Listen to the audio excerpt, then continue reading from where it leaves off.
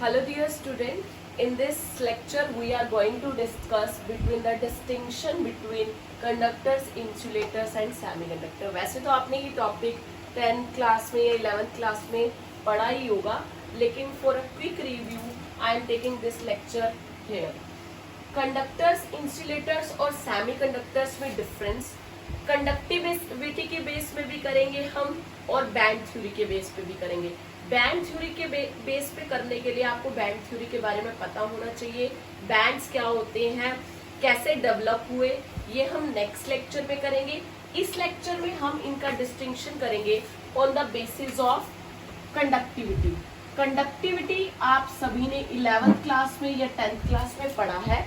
Conductivity क्या होता है, इसको हम रिप्रेजेंट करते हैं इससे. कंडक्टिविटी को हम रिप्रेजेंट करते हैं इससे. रेजिस्टिविटी को हम रिप्रेजेंट करते हैं रो से, जिसका सिंबल होता है ये. तो हमने यहाँ पर रेजिस्टिविटी वर्ड जरूर यूज किया है, लेकिन हमने करना क्या है, distinction on the basis of conductivity.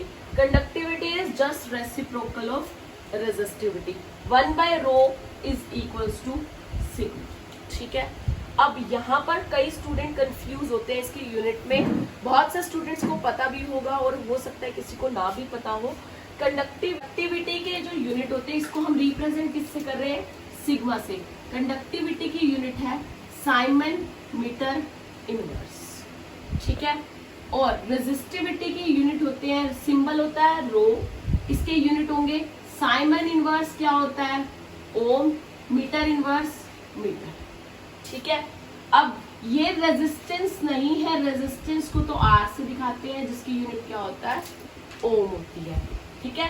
Conductance अलग होता है, कंडक्टेंस को हम सी से दिखाते हैं, जिसकी यूनिट होती है ohm inverse. Ohm inverse is equals to siemens. Siemens कुछ भी नहीं है, ओम का रेसिप्रोकल है. तो यहाँ पे कंफ्यूज नहीं होना, ये बहुत ही बेसिक कंसेप्ट है.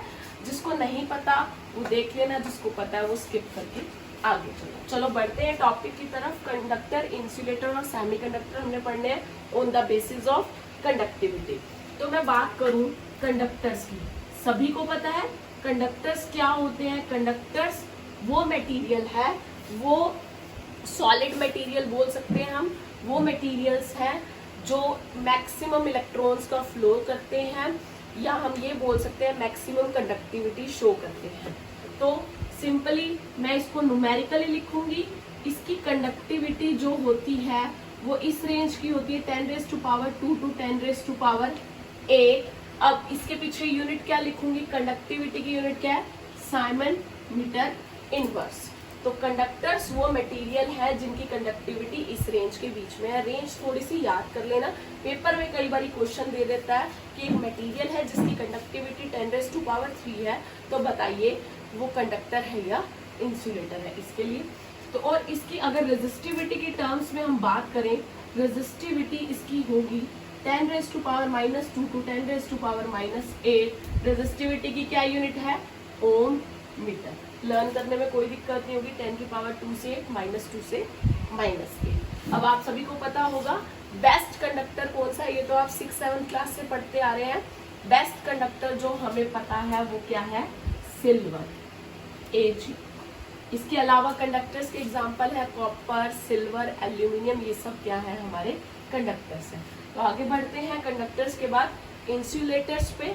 इंसुलेटर्स वो मटेरियल्स होते हैं जो जीरो कंडक्टिविटी शो करते हैं, मतलब कि उनका रेजिस्टेंस क्या होता है, हाई होता है. हाई रेजिस्टिविटी को क्या करते हैं, वो शो करते हैं. इंसुलेटर्स में एग्जांपल्स क्या लोगे आप,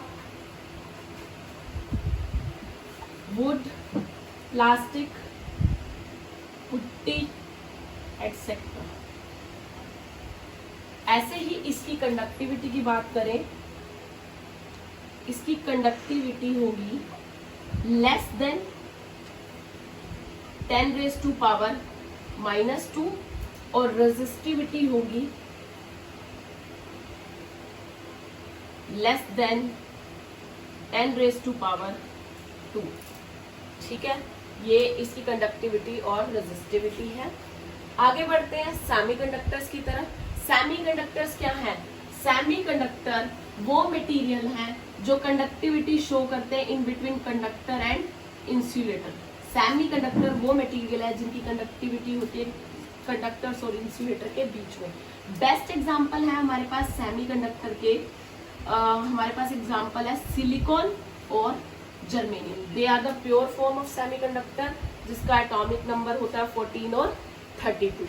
इसको अब हम डिटेल में पढ़ेंगे, सेमीकंडक्टर्स को, इनकी कंडक्टिविटी को, इनकी रेजिस्टिविटी को।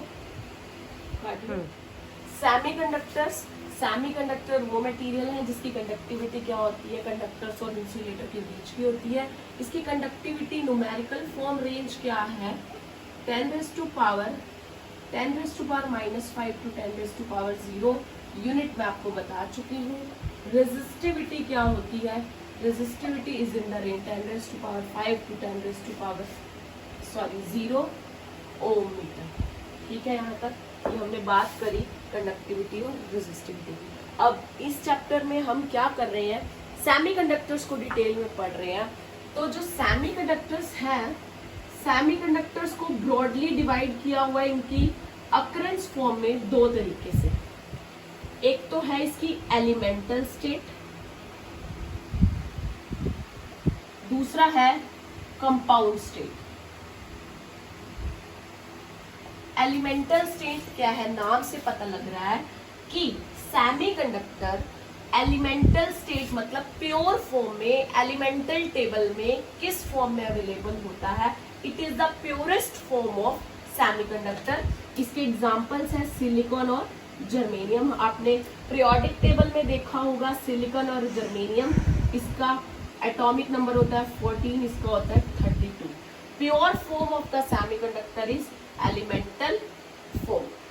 ठीक है, ये जो होते हैं वेरी प्योर फॉर्म है। प्योर फॉर्म क्या होती है, लेस अकरेंस होती है, तो ये इजीली अवेलेबल नहीं होते। उसके बाद कंपाउंड स्टेट है। Compound means mixture of any element.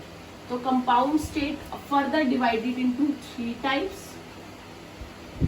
Inorganic, organic और ऑर्गेनिक पॉलीमर्स।